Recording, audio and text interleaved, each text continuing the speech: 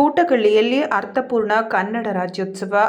ವಿವಿಧ ಕ್ಷೇತ್ರಗಳ ಸಾಧಕರಿಗೆ ಕನ್ನಡಾಂಬೆ ರತ್ನ ಪ್ರಶಸ್ತಿ ಪ್ರದಾನ. ಕನ್ನಡಾಂಬೆ ರಕ್ಷಣಾ ವೇದಿಕೆ ವತಿಯಿಂದ ನಗರದ ಹೂಟಗಳ್ಳಿ ಸಂತೆ ಮೈದಾನದಲ್ಲಿ ಕನ್ನಡ ರಾಜ್ಯೋತ್ಸವದ ಅಂಗವಾಗಿ ಸಾಂಸ್ಕೃತಿಕ ಕಾರ್ಯಕ್ರಮ ಹಾಗೂ ಕನ್ನಡಾಂಬೆ ರತ್ನ ಪ್ರಶಸ್ತಿ ಪ್ರದಾನ ಸಮಾರಂಭ ವರ್ಣರಂಜಿತವಾಗಿ ಜರುಗಿತು. ಜಿಲ್ಲಾ ಉಸ್ತುವಾರಿ ಸಚಿವ ಡಾಕ್ಟರ್ ಎಚ್.ಸಿ. ಮಹದೇವಪ್ಪ ಕಾರ್ಯಕ್ರಮವನ್ನು ದೀಪ ಬೆಳಗಿಸಿ ಉದ್ಘಾಟಿಸಿದರು. ಪತ್ರಿಕೋದ್ಯಮ ಕ್ಷೇತ್ರದಿಂದ ಬಿಟಿವಿ ನ್ಯೂಸ್ ಜಿಲ್ಲಾ ವರದಿಗಾರ ಬಿ. ರಾಘವೇಂದ್ರ, ವೈದ್ಯಕೀಯ ಕ್ಷೇತ್ರದಿಂದ ಡಾಕ್ಟರ್ ಕೆ.ಆರ್. ಗೌತಮ್, ಹೋರಾಟ ಕ್ಷೇತ್ರದಿಂದ ಮಂಡ್ಯದ ಎಚ್.ಸಿ. ಮಂಜುನಾಥ್ ಹಾಗೂ ಇಂಟರ್ನ್ಯಾಷನಲ್ ಬುಕ್ ಆಫ್ ರೆಕಾರ್ಡ್ ಹೆಸರು ದಾಖಲಿಸಿರುವ ಬಾಲಕಿ ವಿಹಿಕಾಗೆ ಕನ್ನಡಾಂಬೆ ರತ್ನ ಪ್ರಶಸ್ತಿಯನ್ನು ಶಾಸಕ ಜಿ.ಟಿ. ದೇವೇಗೌಡ ಪ್ರದಾನ ಮಾಡಿ ಗೌರವಿಸಿದರು. ಈ ಸಂದರ್ಭದಲ್ಲಿ ಕನ್ನಡಾಂಬೆ ರಕ್ಷಣಾ ವೇದಿಕೆ ರಾಜ್ಯಾಧ್ಯಕ್ಷ ಬಿ.ಬಿ. ರಾಜಶೇಖರ್, ಬಿಜೆಪಿ ಮುಖಂಡ ಕವೀಶ್ ಗೌಡ, ಜಿಲ್ಲಾ ಪಂಚಾಯತ್ ಮಾಜಿ ಅಧ್ಯಕ್ಷ ಕೂರ್ಗಳ್ಳಿ ಮಹದೇವ್, ಗ್ರಾಮ ಪಂಚಾಯಿತಿ ಉಪಾಧ್ಯಕ್ಷ ಮಹದೇವ್ ಸೇರಿದಂತೆ ಹಲವಾರು ಗಣ್ಯರು ಸಮಾರಂಭದಲ್ಲಿ ಭಾಗಿಯಾಗಿದ್ದರು. ಈ ಕಾರ್ಯಕ್ರಮಕ್ಕೂ ಮುನ್ನ ವಿವಿಧ ಶಾಲಾ ಮಕ್ಕಳು ಆಕರ್ಷಕ ಸಾಂಸ್ಕೃತಿಕ ಕಾರ್ಯಕ್ರಮ ನಡೆಸಿಕೊಟ್ಟರು. ಅವರು ಕೂಡ ವೇದಿಕೆ ಬನ್ನಿ, ಮಹದೇವಣ್ಣ ಅವರು ವೇದಿಕೆ ಬನ್ನಿ. ಈಗ ವೇದಿಕೆ ಕಾರ್ಯಕ್ರಮ ಪ್ರಾರಂಭವಾಗ್ತದೆ. ಕೋರ್ತಾ ಎಚ್.ಸಿ. ಮಹದೇವಪ್ಪರವರು, ಜಿ.ಟಿ. ದೇವೇಗೌಡರು ಮತ್ತು ವೇದಿಕೆಯ ಎಲ್ಲ ಗಣ್ಯರು ದೀಪವನ್ನು ಬೆಳಗುವ ಮೂಲಕ ಉದ್ಘಾಟನೆಯನ್ನು ಮಾಡಿಕೊಡ್ಬೇಕು ಅಂತೇಳಿ ಅವರ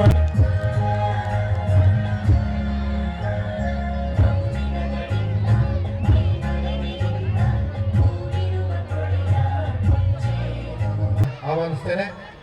ಕೂಡಲ ಸಂಗಮದ ಲಿಂಗಾಯತ ಪಂಚಮಸಾಲಿ ಪ್ರಥಮ ಜಗದ್ಗುರುಗಳ ಸಂಸ್ಥಾಪಕ ರಾಜ್ಯಾಧ್ಯಕ್ಷರಾದಂತ ಬಿ.ಬಿ. ರಾಜಶೇಖರ್ ಮತ್ತು ಅವರು, ಹಾಗೆ ಧರ್ಮ ಬೆಳವಣಿಗೆಯವರು ಕೂಡ ವೇದಿಕೆಗೆ ಆಗಮಿಸಬೇಕು. ಹಾಗೆ ಅಶೋಕ್ ಹೂಟಗಳ್ಳಿಯವರು ಕೂಡ ವೇದಿಕೆಗೆ ಆಗಮಿಸಬೇಕು. ಕನ್ನಡಕ್ಕಾಗಿ ಕನ್ನಡಿಗರಿಗಾಗಿ ಸಾಮೂಹಿಕ ನಾಯಕತ್ವದಲ್ಲಿ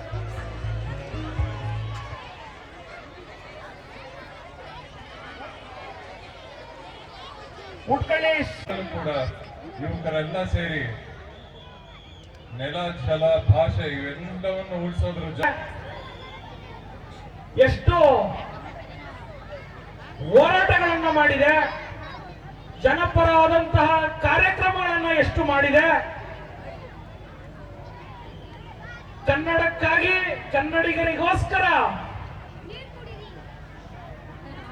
ಕನ್ನಡದ ಉದ್ದೇಶಗಳನ್ನ ಇಟ್ಕೊಂಡು ಒಂದು ಕನ್ನಡಾಂಬೆ ರಕ್ಷಣಾ ವೇದಿಕೆ ಸ್ಥಾಪನೆಗೊಂಡು 4 ವರ್ಷಗಳು ಪೂರ್ಣಗೊಂಡು ಇದು 4ನೇ ವರ್ಷದ ವಾರ್ಷಿಕೋತ್ಸವ ಸಮಾರಂಭ. ಈ ಸಮಾರಂಭದಲ್ಲಿ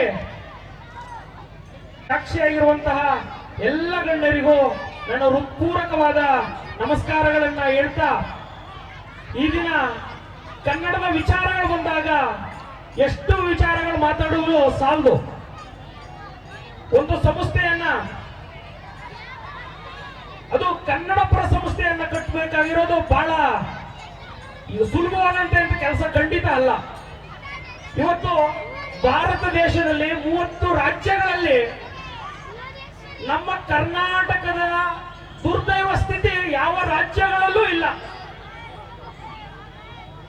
ಯಾಕೆ ದುರ್ದೈವದ ಸ್ಥಿತಿ ಅಂತಂದ್ರೆ, ನಮ್ಮ ಭಾಷೆ, ನಮ್ಮ ನೆಲವನ್ನ, ನಮ್ಮ ಜಲವನ್ನ, ನಮ್ಮ ತನವನ್ನ ಉಳಿಸ್ಕೊಳ್ಳುವಂಥದ್ದು ಬೇರೆ ಯಾವ ರಾಜ್ಯದಲ್ಲೂ ನಾನು ಕಂಡಿಲ್ಲ. ತಮ್ಮೆಲ್ರಿಗೂ ಗೊತ್ತಿದೆ, ನಮ್ಮ ರಾಜ್ಯದಲ್ಲಿ ಮಾತ್ರ ಈ ಸ್ಥಿತಿ ಬಂದಿದೆ. ಯಾಕಂದ್ರೆ ಕನ್ನಡಿಗರು ವಿಶಾಲ ಹೃದಯದವರು, ಎಲ್ಲವನ್ನೂ ಸಹ ಸ್ವೀಕರಿಸ್ತಾ ಬಂದಿದ್ದೇವೆ. ನಮ್ಮನ್ನೇ ಕಳ್ಕೊಳ್ಳುವಷ್ಟು ಸ್ವೀಕರಿಸ್ಕೊಂಡು ಬಂದಿದ್ದೇವೆ. ಇದ್ರ ಜೊತೆ ಭ್ರಷ್ಟಾಚಾರ, ಅತಿಯಾಗಿ ಭ್ರಷ್ಟಾಚಾರಿಗಳ ನಮ್ಮ ಕುತಂತ್ರಗಳಿಗೆ ಭ್ರಷ್ಟಾಚಾರ ಹುಟ್ಟಾಗ್ತಾ ಇದ್ದಾರೆ. ಒಂದು ಹೋರಾಟ ಮಾಡಿದ್ರೆ ಇವತ್ತು ಹೋರಾಟ ಮಾಡ್ತೀವಿ ಅಂತಂದ್ರೆ, ಈ ಹೋರಾಟ ಮಾಡಿದ್ರೆ ಒಂದು ತಗೋ ಮಗ, ನೀನು ಹೋರಾಟ ಮಾಡಿದ್ರೆ ತಗೋ, ನೀನು ಬಾ, ತಿಂಗಳು ಬಂದು ಸ್ಪೋರ್ಟಲ್ಲಿ ಸೈನ್ ಹಾಕೋಗು. ಹೋರಾಟಗಾರರ ಪರಿಸ್ಥಿತಿ ಇವತ್ತು ಕೋರ್ಟ್ ಆಗಿದೆ. ಹೋರಾಟಗಾರ ಇವತ್ತು ಕನ್ನಡಾಂಬೆ ರಕ್ಷಣಾ ವೇದಿಕೆ ಕಟ್ಟಿರೋ ಉದ್ದೇಶ, ನೀವು ಕೋರ್ಟ್ ಎಲ್ಲ ತಗೋ ಬಳ್ಳಾರಿ ಜೈಲ್ಗೆ ಹಾಕಿದ್ರು ನಮ್ಮ ಹೋರಾಟ ನಿಲ್ಸಲ್ಲ.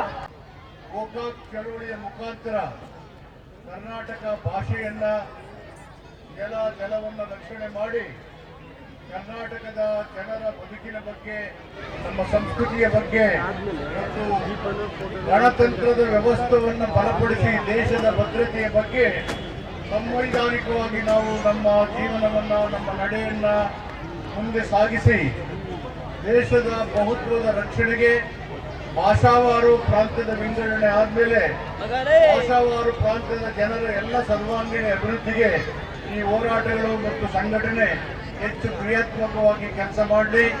ಕರ್ನಾಟಕ ಸರ್ಕಾರ 50ನೇ ವರ್ಷದ ಕನ್ನಡ ರಾಜ್ಯೋತ್ಸವವನ್ನ ವಿಶಿಷ್ಟವಾಗಿ ವಿಜೃಂಭಣೆಯಿಂದ ಆಚರಣೆ ಮಾಡುವುದರ ಮುಖಾಂತರ ಕರ್ನಾಟಕದ ಗತ ವೈಭವವನ್ನ ಜನರ ಮನೆ ಮನೆ ಬಾಗಿಲಿಗೆ ಕೊಂಡೊಯ್ಯತಕ್ಕಂಥ ಪ್ರಯತ್ನವನ್ನು ಮಾಡಿ ಕರ್ನಾಟಕವನ್ನ ಸರ್ವಾಂಗೀಣ ಅಭಿವೃದ್ಧಿಯನ್ನು ಮಾಡುವಂತ ಸನ್ಮಾನ್ಯ ಮುಖ್ಯಮಂತ್ರಿ ಸಿದ್ದರಾಮಯ್ಯನವರು ಆಡಳಿತದಲ್ಲಿ ಪ್ರಾಮಾಣಿಕವಾದಂಥ ಪ್ರಯತ್ನಗಳು ನಡೀತಾ ಇದ್ದಾವೆ.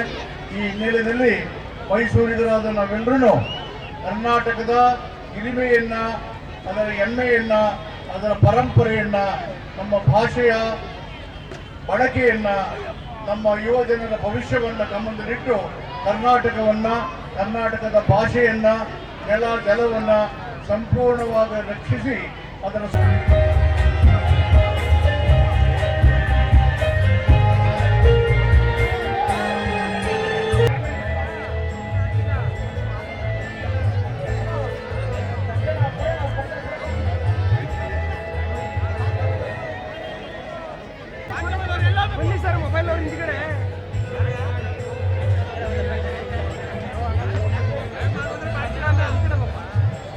ಚಾಮುಂಡೇಶ್ವರಿ ಕ್ಷೇತ್ರದ ಜನಪ್ರಿಯ ಶಾಸಕರು ಆದಂತಹ ಜಿ.ಟಿ. ದೇವೇಗೌಡರು ಸಮ್ಮುಖದಲ್ಲಿ ಇವತ್ತೊಂದು ಕನ್ನಡಾಂಬೆ ರತ್ನ ಪ್ರಶಸ್ತಿಯನ್ನ ಪ್ರದಾನ ಮಾಡಿದ್ದಾರೆ. ಅವರೆಲ್ಲರೂ ಸುಧಾ ಭಗವಂತ ಇನ್ನೂ ಹೆಚ್ಚಿನ ಸೇವೆ ಮಾಡಲಿಕ್ಕೆ